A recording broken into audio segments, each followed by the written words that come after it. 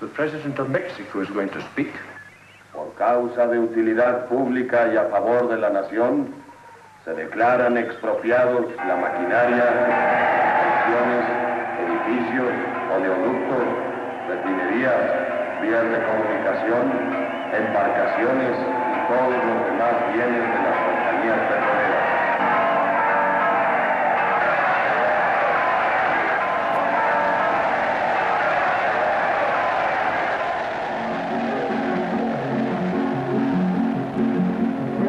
Muy lejos los grandes poderosos y a nuestra linda tierra vinieron a explotar. In a great surge of solidarity, the whole country mobilized to help the oil workers who had been driven into extreme poverty while striking.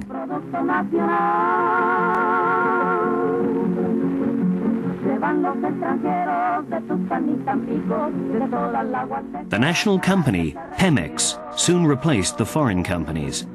But Mexico had to pay dearly for its actions. The evicted majors retaliated by withdrawing their technical support and imposing a boycott on the export of Mexican oil. Then they turned their attention to Venezuela, who seemed to be more compliant. Production in Mexico inevitably collapsed. It would take the country 10 years to regain the prosperity it had lost.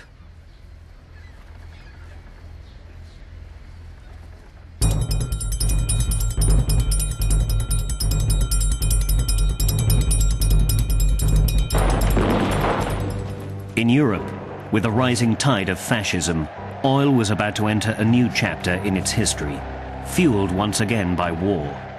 Spain, devastated by civil war between 1936 and 1939, was only the beginning. The war was nurtured by Nazi Germany, who had sided with Franco. It was the perfect opportunity for their Condor squadrons to experiment with the new warfare technique of carpet bombing. At Guernica, such bombing was a prelude to the mass use of mechanized forces and aircraft during World War II. Since then, mastering the production and transport of oil has been a key element of victory.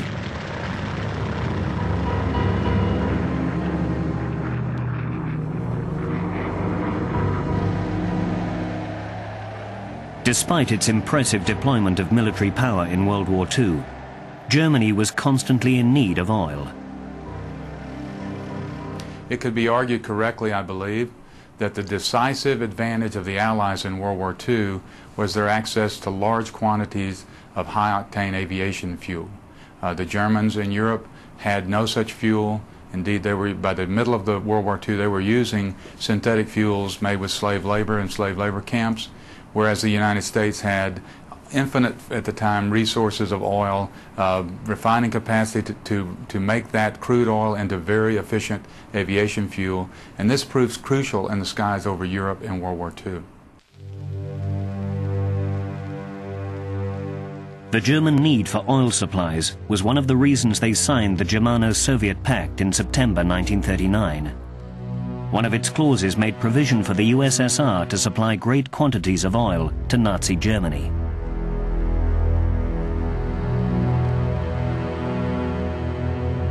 Until 1941, when the pact was broken, 900,000 tons of Caspian Sea oil fueled the Germans' war effort on the Western Front. After the French campaign, which ended in just 3 weeks with the Germans' overwhelming victory, they faced unexpected British resistance. It led them into a war in the air and on the seas that was ruinously expensive in fuel. Despite his defeat on the Western Front, and against all expectations, Hitler attacked the East, sending his troops into the USSR. According to a German historian, the Germans' hunger for oil was almost certainly the main motive for their decision to invade Russia. When Hitler tried to take over the oil fields of Baku, he had two objectives: to deprive the Soviets of their oil, and to supply Germany with oil to continue its advance on the road to India.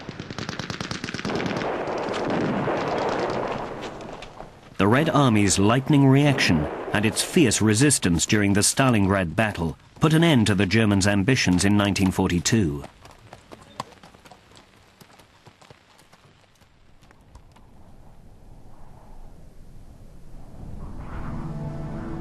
That same year, Rommel's offensive in Egypt came to a sudden end due to a lack of fuel. The same happened to the Japanese, who had been reliant on American oil. In 1941, Roosevelt decided to freeze oil supplies to Japan. As Churchill said, crippled Japan had to face the dilemma of coming to terms or making war with the United States. They opted for war and launched the Pearl Harbor attack on December the 7th, 1941. The Japanese strategist's aim was to destroy the American fleet and take over the Indonesian oil fields.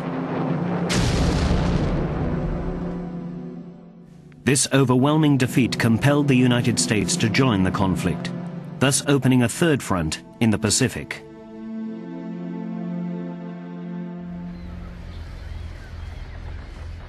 The Americans dedicated their powerful economy to war industry. Oil was flowing freely. Great numbers of tankers, warships and planes crossed the Atlantic back and forth from the United States to England. Great Britain, preparing for D-Day, was storing up a huge arsenal.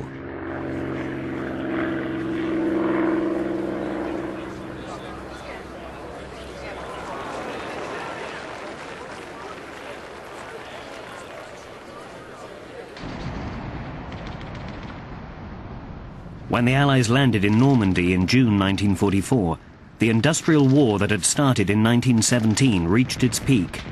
As never before, blood and oil flooded the coast of Normandy.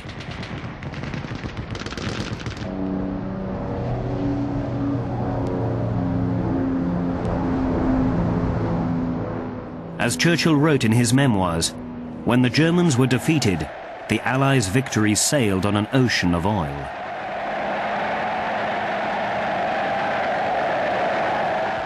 The end of World War II marked a turning point in the history of oil, which from then on would be drawn into the tide of an immense race.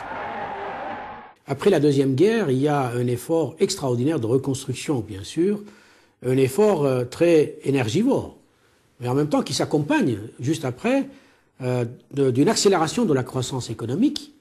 Et qui dit croissance économique, dit encore une fois augmentation de la consommation d'énergie et en particulier de pétrole. Le pétrole assoit sa domination en tant que source principale de l'énergie dans l'après-guerre, reléguant le charbon au deuxième rang, et on a l'impression à l'époque que sa consommation va aller tellement vite que les réserves ne suffiront même pas pour y faire face. In 1945, European and Japanese economic recovery was spectacular, despite a backdrop of ruin and poverty. This miracle was possible not only thanks to the United States with the Marshall Plan, but also due to the will of governments and the people to put the horrors of the war behind them. In France, this period was nicknamed Les Trente Glorieuses. Despite the Cold War, which threatened peace in the world, Western Europe was thrust into a period of full employment and consumerism. It followed the example of its American ally, whose lifestyle and ideals were spreading everywhere. Jeeps, jeans, jazz, the salted peanuts of the GI's daily rations, the caramel-tanned pin-up advertising for sun-tanning lotion, and Technicolor films sweeping away the sadness and frights of the occupation years. People in Europe also discovered the marvels of oil-related products, whose plastic designs became commonplace in everyone's homes. Synthetic material was another miracle of the petrochemical industry, which was rapidly growing. When peace returned, inventive dressmakers, frustrated by 4 years of shortages, turned army parachutes into blouses and dresses. Nylon soon became the symbol of modernism.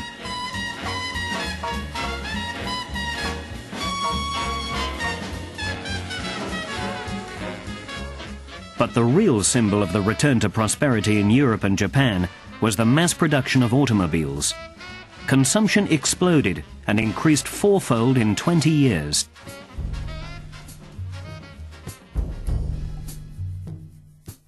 This explosion fueled the majors' need to prospect for new oil fields, a search which took them far and wide. It was then that the countries they exploited began to see that oil could be the means to free them from long-endured Western dominance.